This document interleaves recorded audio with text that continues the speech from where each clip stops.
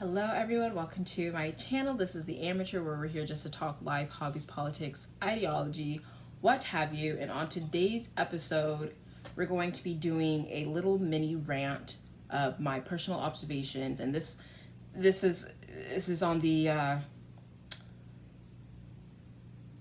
would say kind of on language, but just on everything, especially with Gen Z. So this is just kind of like my take on it, but to begin, I will set the scene. Option for parenting than assigning kids genders at birth.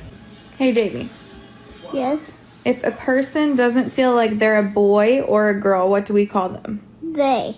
What are your preferred pronouns? They, them. These are not my preferred pronouns. These are my pronouns. Mappa, Nini, Nopa, Nori, Opa, Pere, Pom-Pom, Zaza, Zizi. Trixic, toric, feminimoric, viramoric, allosexual. They, them, theirs. They're customizable. Anything can be a pronoun, really. Neurodivergent noun self pronouns. Animal noun self pronouns. Neopronouns. So gender dysphoria. Gender euphoria.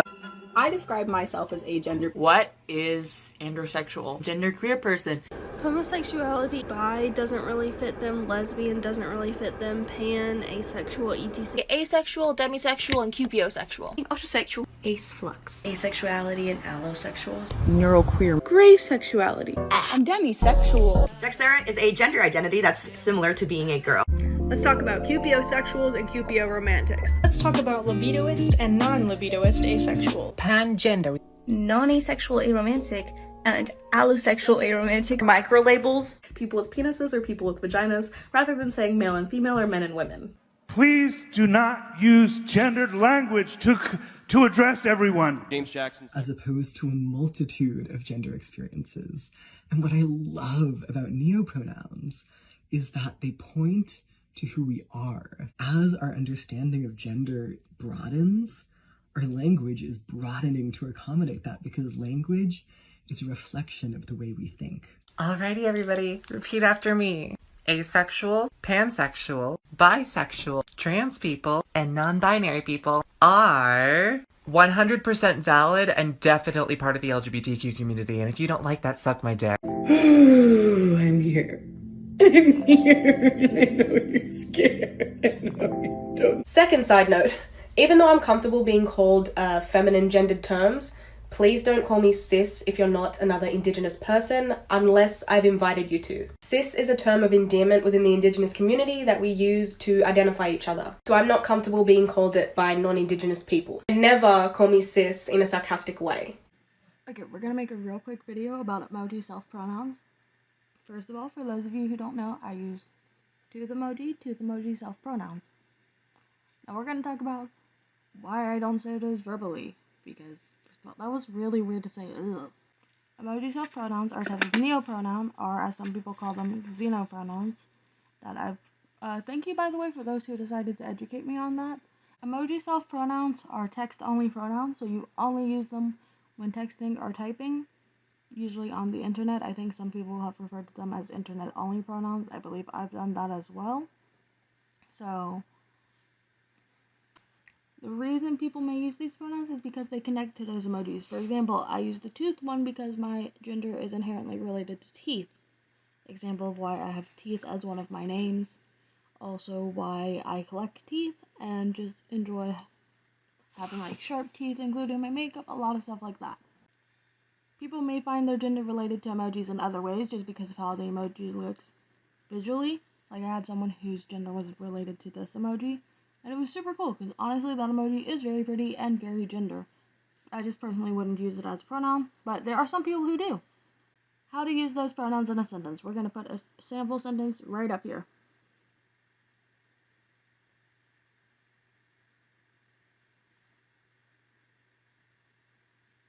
I would describe xenogenders as a gender that could not typically be described with terms such as masculinity, femininity, neutrality, androgyny, things like that. It's more of not how you relate to a particular gendered experience, but more of how you relate to things.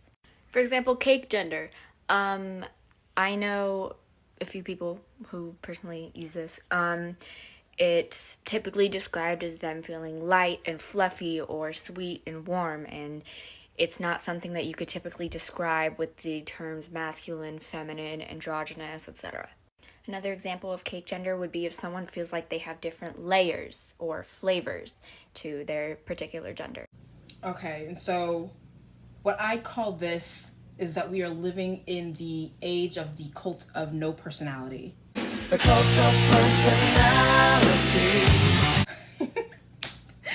I'm so lame. I'm so corny, but I'm calling it the cult of no personality. I know it doesn't really make sense because you have like the cult of personality, which is like someone like Trump and all his Trumpers or whatever, but it's just kind of like right now, like we have people who don't know how to be themselves without a label. And what I mean by that is like, especially when you're talking into the LGBTQ plus area, and you have the people who are making neo pronouns and new pronouns, and it's just like things that don't actually make sense, or like it's like they're trying to describe themselves by the things they do and the things they feel. It's like super weird. It's super weird. And so again, I haven't really like, I've thought on this, but I haven't thought on this. And so I do want to say how in psychology, I think we usually have there's an acronym called OCEAN, and that's kind of like a general personality characteristic traits. So you have, was it openness, conscientiousness, whether you're extroverted / introverted, assertiveness, and neuroticism, which is pretty much how crazy you are. I don't know if that's the exact, scientifical definition of neuroticism, but that's essentially what that acronym stands for. And the different levels of those traits or characteristics kind of determine your personality or how you tend to move and tend to think and tend to act in the world. But like, I think to preface this, it kind of all started with quote unquote redefining marriage. And so I think LGBTQ plus had its origins well before, and it wasn't necessarily an issue, but once they redefined marriage, it was kind of the set off to like, okay, well, we can just make words mean whatever we want them to mean, and not have them grounded in any sort of kind of truth or reality. And then you have this now spiraling of different sexualities that don't actually make sense, and these different pronouns, and you have these neo pronouns and emoji pronouns. It's just like, what are we doing? But you have these people essentially that are living in a society and a culture that is feeding off one another, but like they don't know how to be an individual. It's like they're individually not individuals. Does that make sense? It doesn't, because nothing they do makes sense. It doesn't make any sense. I'm drinking water. It doesn't have to make sense. That doesn't make any sense. And I said, it doesn't have to make sense. Nothing they do makes sense. But it's just like this. It's just a weird occurrence where it's just like, okay, take away all the things that you do. Because I think the things that you do are based off your personality. It's like, how do you, like, who are you? Who are you as a person? I don't think that question is asked enough. And it's like, and like, even just saying that you're gay, it's like, even that is like, that's not even a real describer. Like, I wouldn't necessarily describe myself as straight, like in terms of sexuality, if that makes any sense. Like the people that I would or wouldn't choose to have sex with, it's weird to me. But it's like, who are you? How would you describe yourself? Take away, you take away the outer looks, take away all the makeup, take away the clothing. Like, imagine that you were just naked in a dank room, maybe with some underwear on. I don't care how you want to imagine it, but like, imagine yourself in a blank room, and you had to describe yourself. Like, you couldn't describe yourself by what you wore. You couldn't describe yourself by the things that you did. It's like, who are you? Who, like, not even in relation to other people, like, not by your job, not by who you are as a sister, or who you are as a friend, or who you are as a daughter, a sibling, or whatever, but who are you? Who are you? And I don't think as a society we've done a well enough job of having especially Gen Z being comfortable or able to answer this question without referencing to something else, if that makes any sense. And this was something because I think about this is like a really old assignment when I was in 10th grade, but it was I had to read a book called Sophie's World, and I made a trailer for it that got pretty popular on YouTube back in the day. It was on my friend's YouTube account, so you wouldn't know that it was connected to me.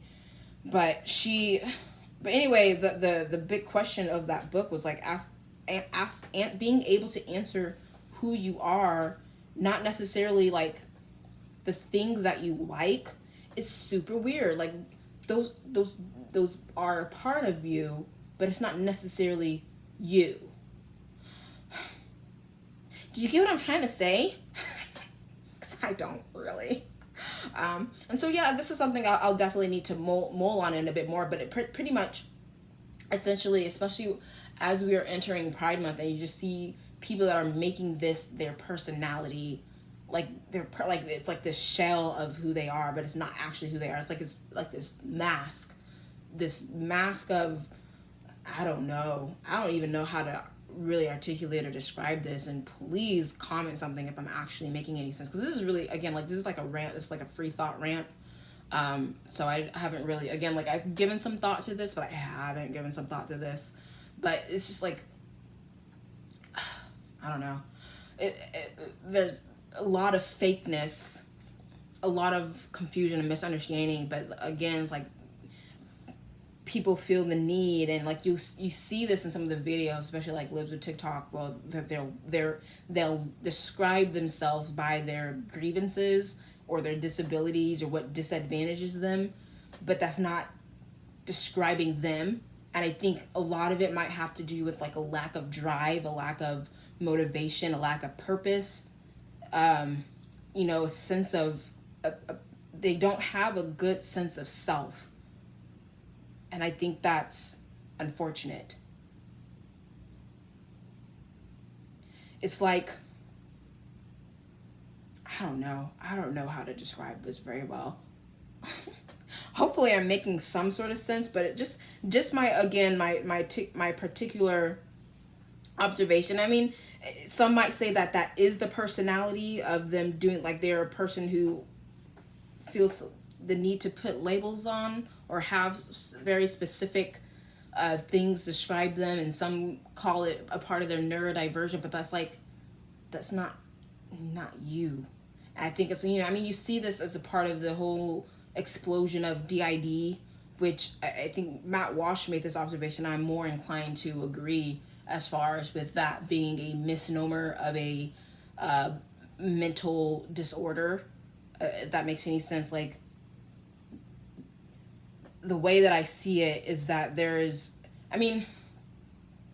some argument of, as far as with demons, like being possessed by, like, I am of the Christian faith, so I think that is absolutely a possibility that someone can be possessed by demons. So there are potentialities for two spirits, so to speak, being in one body, but that's also not a good thing, and it's not necessarily anything to be promoted, and usually bad things are expected to happen from that. Whereas with this DID, it's like typically there's going to be one spirit, one energy pushing out the actions of your brain, and there's only that one. There can be things messed up inside the brain itself, but that's not the spirit. And like the way that I like to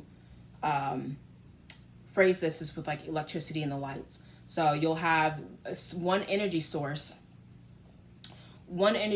for a series of lights or whatever. And so depending on if they're set up in parallel, if they're set up in series, but you still have that one energy source. And this is kind of honestly how the brain works, just a little bit, or how I think the brain works. This is all me, all speculation, but essentially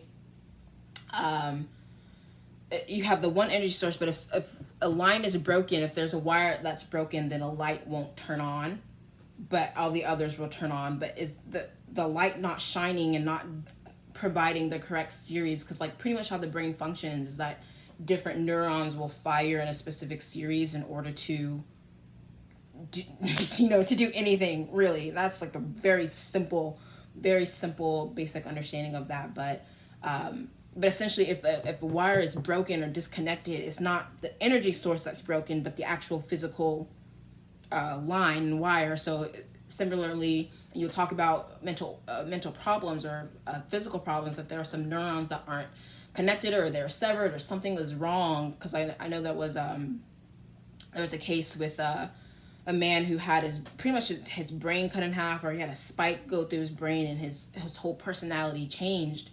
Just like he didn't change, his physical brain did, and so it's not able to perform the same functions that it once did. And so it's like, if you have that understanding, it all makes sense. I'm doing a terrible job of explaining myself.